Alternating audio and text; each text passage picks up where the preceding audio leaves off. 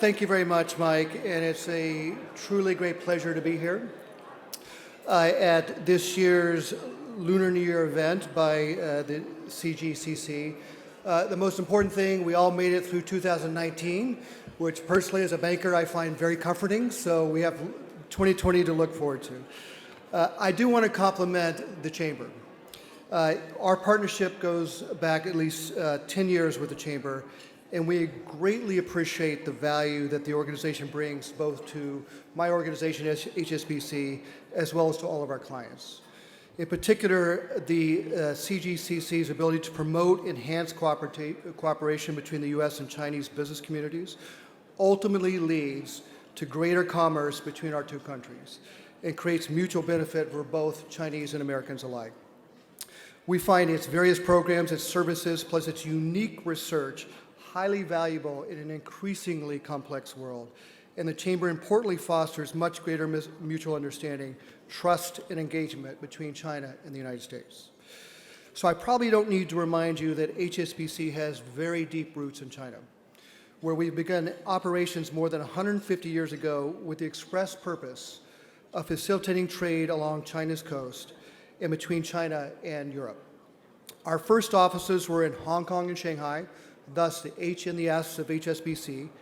And the B and the C are the business parts of the organization. That's what I do, and that's what I won't talk about tonight, but please call me if you want to know more.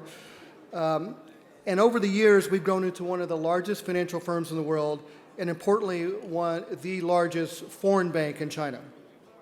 But in effect, we don't really consider ourselves a foreign bank in China.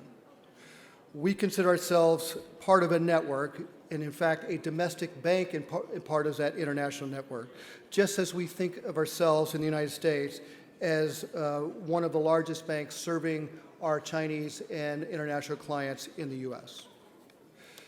So for as long as HSBC has been in existence, there has been a commercial relationship between U.S. and China. And in fact, in 1865, we began servicing customers in 4 cities: Hong Kong, Shanghai, London, and interesting enough, San Francisco, where we established a presence to support America's burgeoning Chinese immigrant population. Our San Francisco office also helped to finance trade in Mexican silver to Asia, where it was needed to establish the region's first currencies, which we also helped to introduce. In 1880, HSBC came to New York, and as the HSBC board declared at the time, business between America and China is assuming larger proportions, which is a very interesting way to say it at the time, and is likely to still further develop. Well, prescient they were. Today, we operate in more than 60 countries around the world, and HSBC is USA's biggest cross-border business, the most important cross-border business that we do. The foundation of the firm is serving those clients between China and the United States. In fact, the importance of the U.S.-China relationship predates the formation of the company. From the earliest days of the United States, Americans have recognized the opportunities in doing business with China. In 1784, 5 months after the independence, a ship called the Empress of China, flying under the newly minted U.S. flag, set sail from a dock in Lower Manhattan. It was laden with American exports, which were in demand in China: fur, cotton, and ginseng. 6 months later, it finally arrived in Hong Kong and traded those American goods for Chinese products, which were in demand in the United States, including tea, which, as a former U.S. colony, we were in a very short supply of because we had just dumped it all into the Boston Harbor.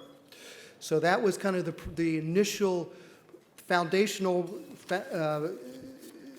beginnings of the trade between China, which we know will continue. So if you fast forward 225 years, the relationship between our two great nations has arguably become the most important bilateral trading relationship in the world. And while there is currently some uncertainty, in fact, from the ambassador's remark, a lot of uncertainty about the direction of that relationship, it is trade and investment that's conducted by many of you in this room tonight, which will undoubtedly continue to flow between China and the United States and which will provide the enduring ballast to our overall relationship.